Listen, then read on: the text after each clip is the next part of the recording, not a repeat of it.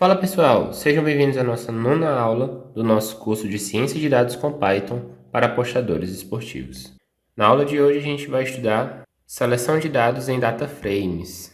Para isso a gente precisa lembrar que um data frame ele age de várias maneiras como uma matriz bidimensional ou uma matriz estruturada. E tendo em vista isso, vamos ver como é que funciona a seleção de dados em data frame. O primeiro tipo que a gente vai considerar é o data frame como sendo um dicionário de um objeto séries. Vou criar aqui uma série chamada pontos. Vamos começar importando o pandas ASPD e vou criar três séries.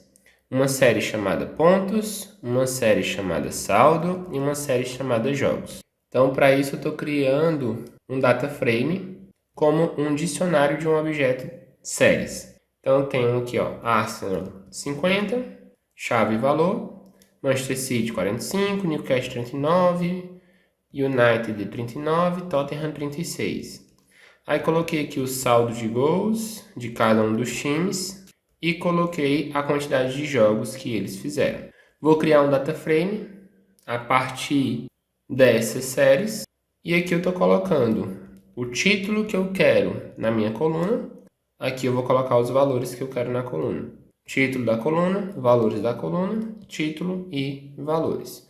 E vou pedir para ele imprimir a variável data. Então, até aí, ele criou o nosso data frame. A série individual que compõe as colunas do data frame pode ser acessada por meio de uma indexação, no mesmo estilo do dicionário que tem o nome da coluna. Então, se a gente der data, pontos, a gente vai pegar apenas a coluna pontos. Da mesma forma, a gente pode utilizar o acesso já chamando o atributo pontos. Assim como no objeto séries, que a gente estudou nas aulas passadas, a gente também pode modificar um objeto ou adicionar uma nova coluna. Então, eu vou criar uma coluna chamada PPJ, que é pontos por jogo, e eu vou pegar o meu data frame data, a coluna pontos, e vou dividir pela coluna jogos. Se a gente executar, ele vai criar uma nova coluna com os valores de pontos divididos por jogos, o PPJ. Também podemos visualizar o data frame como uma matriz bidimensional um pouco mais elaborada.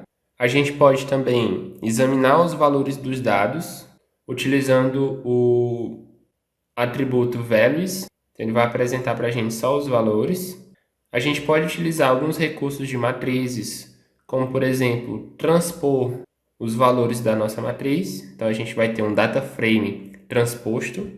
Agora a gente tem uma limitação, né? Se a gente passar um único índice, a gente não vai ter o mesmo resultado que a gente tinha com o NumPy.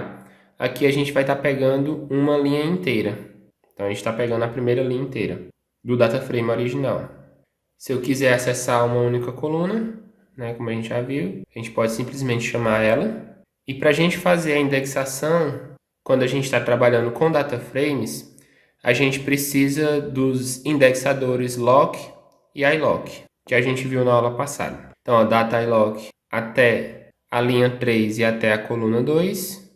A gente pode selecionar os índices explicitamente, chamando Manchester City e todos os valores até jogos. E qualquer padrão que a gente tenha para acessar dados lá no NumPy, a gente pode utilizar aqui também. Por exemplo, a gente pode utilizar o indexador lock para a gente combinar uma seleção de index que a gente viu na aula passada. Então, data.lock, vou pegar as linhas cujos pontos são maior que 40 e também vou pegar a coluna de pontos e a coluna de PPJ.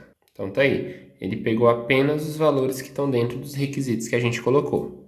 A gente também pode utilizar qualquer convenção de indexação para definir ou modificar valores, ou seja, da mesma forma que a gente está acostumado a trabalhar com NumPy.